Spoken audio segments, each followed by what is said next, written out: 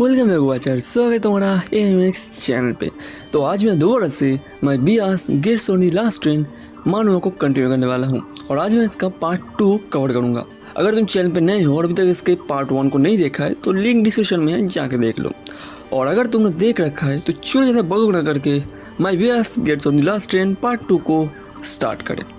तो पिछले एपिसोड के आखिर में हमारे योन हेइन को अपने साथ ड्रिंक पे चलने के लिए पूछता है, लेकिन ये कह के बेचारा खुद ही शॉक में चला जाता है कि आखिर उसने ये क्या कह दिया।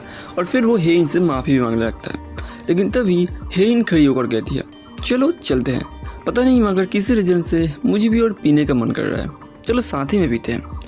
अब यहाँ पे ये दोनों सेटल हो जाते हैं और फिर ट्रेन में बैठकर जाने लगते हैं। ये जा रहे थे नामडोंग स्टेशन पे, क्योंकि वहीं पे योन का घर है। तो इन दोनों का प्लान है वहाँ किसी अच्छे बार में जाके ड्रिंक करके फिर अपने अपने घर चले जाने का।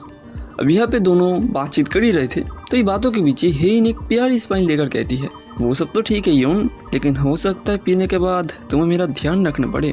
अब योन बेचारा समझ नहीं पाता, वो कहता है मतलब। तब हेइन योन के कान में फुसफुसाते हुए कहती है, क्योंकि जब मैं ड्रंक होती हूँ तब मैं नेकेड सो जाती हूँ। जैसे योन ये सुनता है उसका तो हालत ख़राब हो जाता है, बेचारा शर्म से लाल पीला हो जाता है। एंड यस, हेइन मजाक कर रही थी। द नेक्स्ट सीन में ये दोनों नामडोंग स्टेशन पहुंच जाते हैं और योन हेइन के साथ एक बार पे जाता है जहां वो पहले भी जा चुका है। वहाँ का ड्रिंक काफ़ी अच्छा होता है, लेकिन वहाँ पे पहुँच के ये देखते हैं कि बार तो आज बंद है, जिसे देखकर योन एकदम हक्का बक्का हो जाता है और वो फिर अपने फ़ोन पे एक दूसरा बार का लोकेशन ढूंढने लगता है। लेकिन यहाँ पे योन को इतना सोच में डूबा देखकर हेइन कहती है, योन अभी बहुत रात हो चुका है तो मुझे नहीं लगता अभी ज़्यादा जगह खुला भी होगा, तो ढूंढने से अच्छा क्यों ना हम ड्रिंक खरीदे और तुम्हारे घर जाके पिए। एंड यहाँ पे योन क्या ही करता, वो भी राजी हो जाता है। एंड फिर ये दोनों ड्रिंक खरीद के योन के घर चले जाते हैं। योन का घर एक स्टूडियो अपार्टमेंट होता है जहाँ योन अकेला रहता है। हेइन रूम में इंटर करने से पहले योन से पूछती है, योन क्या तुम्हारा कोई गर्लफ्रेंड है? अब योन सर खुजाते हुए पूछता है, क्यों? जवाब में हेइन बोलने लगती है, वो असल में ये सही नहीं होगा ना अगर मैं तुम्हारे साथ पीऊँ जबकि तुम्हारी एक गर्लफ्रेंड हो। योन कहता है, नहीं मेरी कोई भी गर्लफ्रेंड नहीं है। ये सुनकर हेइन कहती है, तब तो अच्छा है, मैं शांति से तुम्हारे साथ पी सकती हूँ। लेकिन तभी योन कहता है, पर तुम्हारा तो कोई बॉयफ्रेंड नहीं है ना हेइन?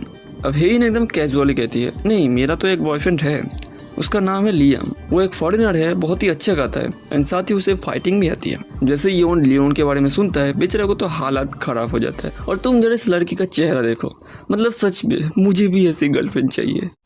ऐसे में बड़ा सख्त लौंडा हूं, लेकिन यार यहाँ में पिघल। एनीवे, योन यहाँ पे भड़क जाता है और हेइन यहाँ पे माफ़ी मांगने लगती है। मतलब हाँ, अभी हेइन भी किसी रिलेशनशिप में नहीं है। वो जो लियम के बारे में इसने बात किया वो भी एक मजाक था, ताकि वो योन को टीज कर सके।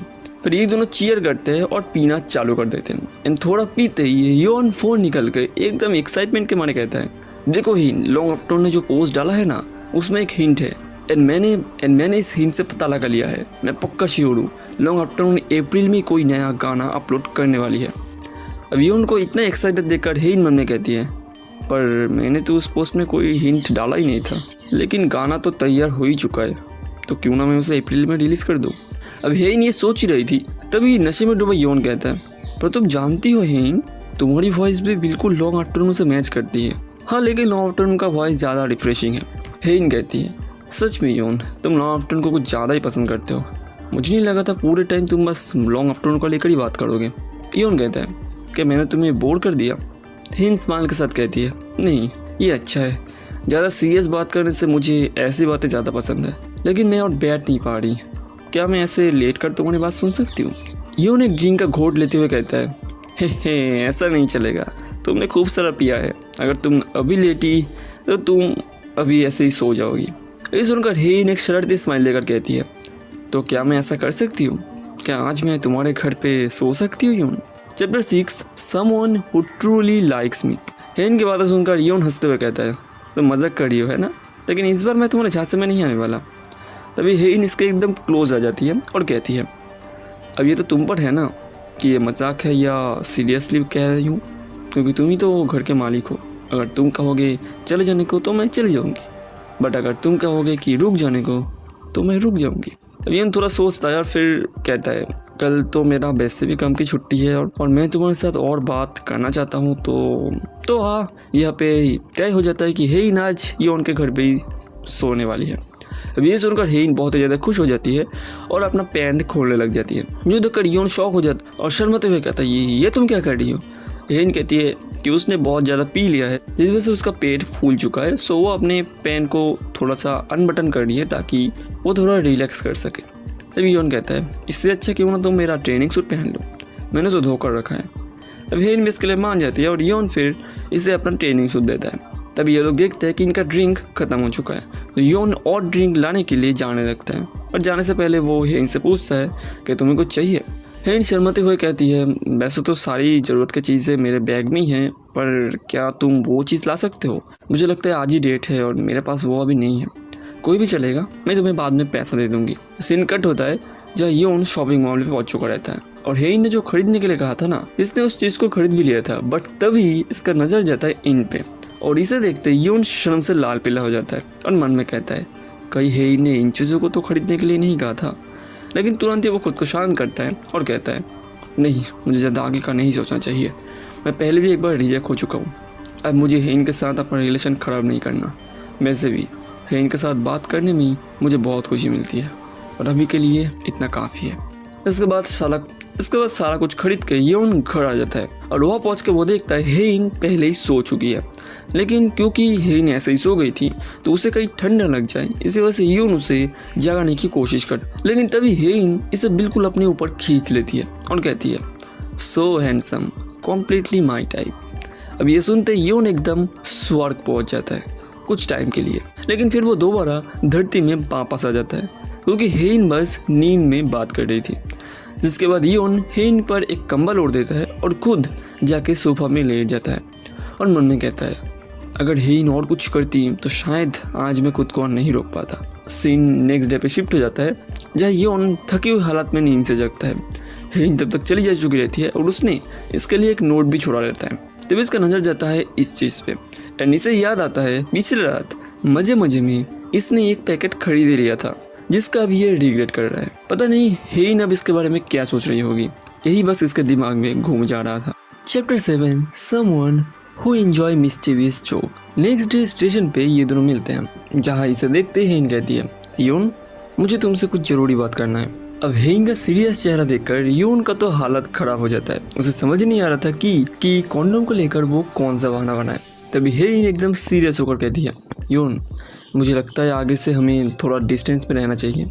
ये सुनकर योन तुरंत ही कहता है कि ऐसा तुम इसलिए कह रही हो क्योंकि मैंने पिछले रात कॉन्डोम खरीद लिया था। अब हेइन एक स्माइल के साथ कहती है तो तुम्हारे दिमाग में ये चल रहा है। हाँ, उस चीज़ ने मुझे भी थोड़ा चौंका तो दिया था, लेकिन बात वो नहीं है। देखो योन, जब भी मैं तुम्हारे साथ होती हूँ तब बहुत ज़्यादा रिलैक्स हो जाती हूँ।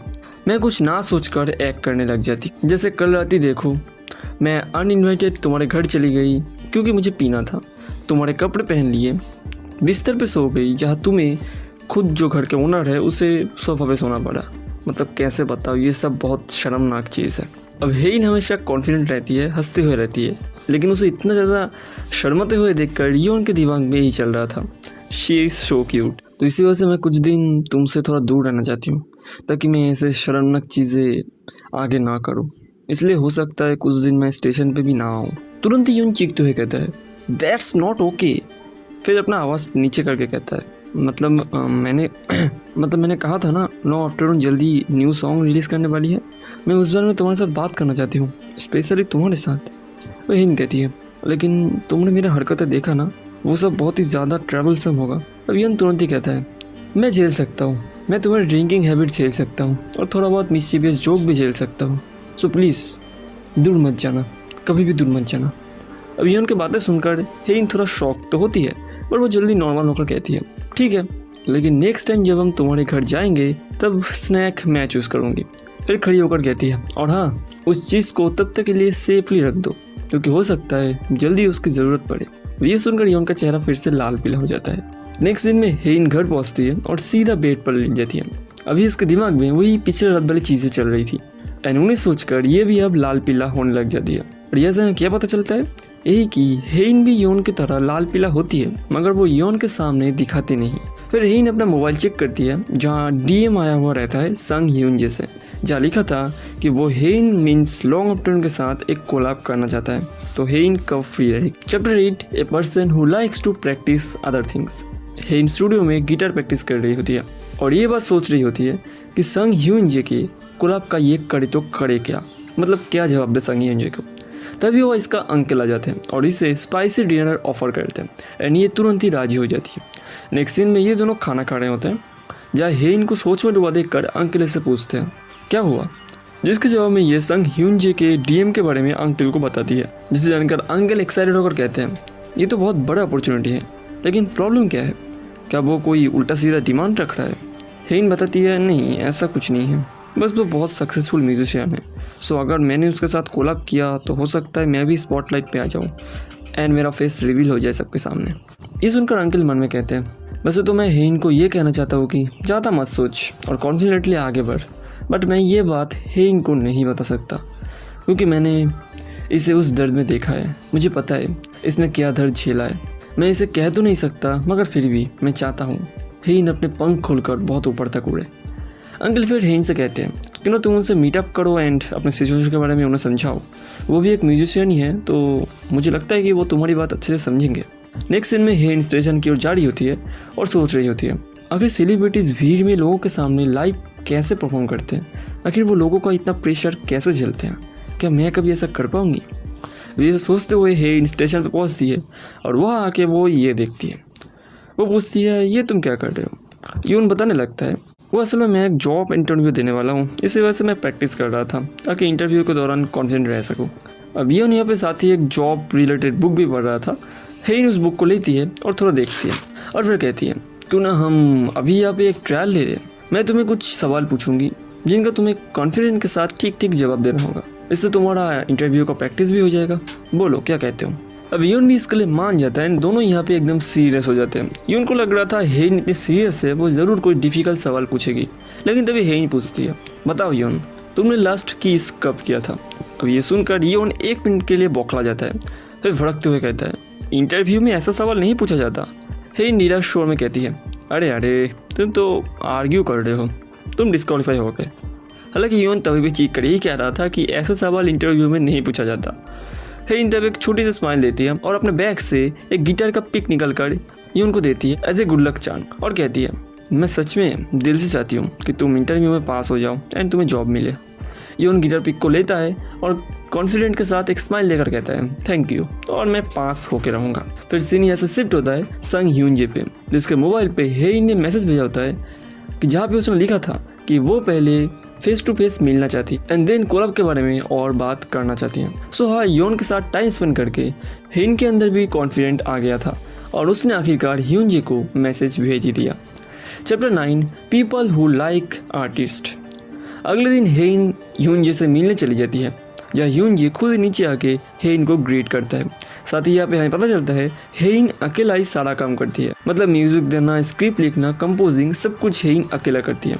हालांकि कुछ और लोग भी हैं इनके साथ, बट वो छोटी मोटी मदद ही कर पाते हैं क्योंकि उनका भी अपना अपना काम रहता है। ये दोनों ऊपर जाते हैं और बातों ही बातों में ह्यूंजे बताता है कि वो जल्दी एक लेबल लॉन्च करने वाला है। अब लेबल बेसिकली एक कंपनी टाइप होती है जो म्यूजिक एल्बम बनाती है एंड साथ ही आर्टिस्ट लोगों को हैंडल करती है।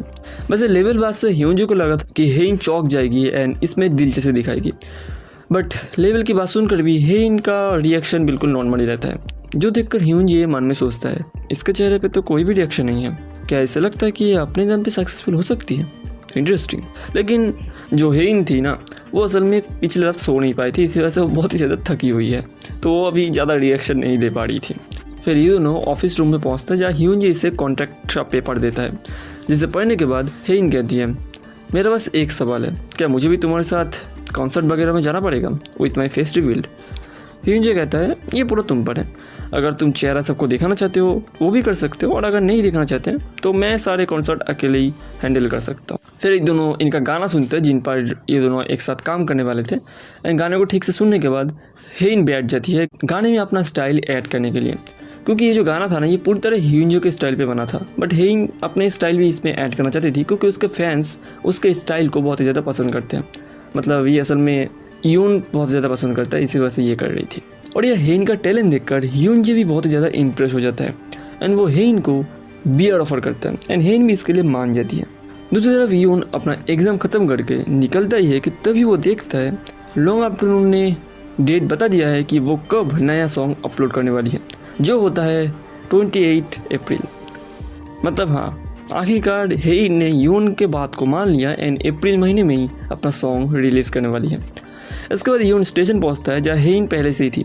यून सीधा जाके हेन को लॉन्ग आफ्टरनून का पोस्ट दिखाते हुए कहता है, हेन चलो हम साथ में एक लिसनिंग पार्टी रखते हैं। Chapter 10 someone who loves late night snacks. हेन कहती है लिसनिंग पार्टी क्या होता है? जब यून बताने लगता है म्यूजिक लिसनिंग पार्टी, जहाँ सिंगर एंड फैन एक साथ गाने को सुनते हैं एंड अपना थॉट्स शेयर करते हैं। मैं एक बार अपने एक दोस्त के साथ गया था, तो बताओ क्या हम साथ में हमारा खुद का लिसनिंग पार्टी बनाएं जहाँ हम लॉन्ग आफ्टरनून का नया गाना सुनेंगे? ये सुनकर हेन कहती है बट ये तो मीनिंगलेस होगा ना, अगर लॉन्ग आफ्टरनून हुआ ही नहीं तो। यून कहता है हाँ वो तो है, पर फिर भी क्या हम साथ में बस ड्रिंक नहीं कर सकते? तब हेन हंसते हुए कहती है तो ये सब बस इसलिए ताकि साथ ड्रिंक कर सको? हाँ देखो, शायद 28 अप्रैल को मैं फ्री ना रहा हूँ क्योंकि मेरा थोड़ा काम है, इससे अच्छा क्यों ना मिड टर्म्स ख़त्म होने के बाद हम एक साथ ड्रिंक करें। अब यून भी इसके लिए मान जाता है और ये सीन फिर यहीं पे कट हो जाता है। फिर कुछ दिन बाद का सीन दिखाया जाता है जहाँ यून अपना एग्ज़ाम ख़त्म करके निकलता है और काम पे जाता है और काम से फिर घर आ जाता है। लेकिन आज लॉन्ग आफ्टरनून का सॉन्ग रिलीज़ होने वाला था, इस वजह से यून के दिमाग में बस लॉन्ग आफ्टरनून ही घूमे जा रहा था पूरे टाइम। एनीवे यून घर आता है और थोड़ा खाना ऑर्डर करता है एंड देन शावर लेने चला जाता है। पर इस टाइम पे वो बस हेन के बारे में सोच रहा था, कितना अच्छा होता अगर मैं और हेन साथ में ये गाना सुन पाते। तभी डूल बेल बजता है। यून सोचता है डिलीवरी आया होगा, तो वो जाकर दरवाज़ा खोलता है, पर वह डिलीवरी की जगह हेन आई थी। यून चौंक जाता है, पूछता है तुम्हें तो काम था ना, तुम यहाँ पे आ गई? हेन कहती है वो मैंने जल्दी अपना काम ख़त्म कर लिया ताकि मैं तुम्हारे साथ पी सकूँ, मैं अच्छा ड्रिंक भी लाई हूँ। अब यहाँ पे यून को इस कपड़े में देखकर जो हेन थी वो भी ब्लश करने लगती है और कहती है यून क्या तुम घर पे हमेशा अंडरवेयर में रहते हो? और तभी यून रियलाइज़ करता है कि उसने अभी तक ठीक से कपड़े भी नहीं पहने, जिससे बेचारा थोड़ा लाल पीला हो जाता है और कपड़े पहनने लग जाता है। हेन कहती है यून क्या तुम उस दिन की तरह आज भी मुझे तुम्हारे कपड़े दे सकते हो? एंड बस इसी के साथ ये एपिसोड यहीं पे ख़त्म हो जाता है। कमेंट में बताओ तुम्हें ये वाला एपिसोड कैसा लगा। एंड वीडियो आने में लेट हो रहा है इसके लिए सॉरी, बट अभी से जितने वीडियो मैं लाऊंगा वो काफ़ी बड़े होंगे, तो इसी वजह से 2-3-4 दिन देरी हो सकता है। एंड मिलते हैं नेक्स्ट वीडियो में, तब तक के लिए सायोनारा।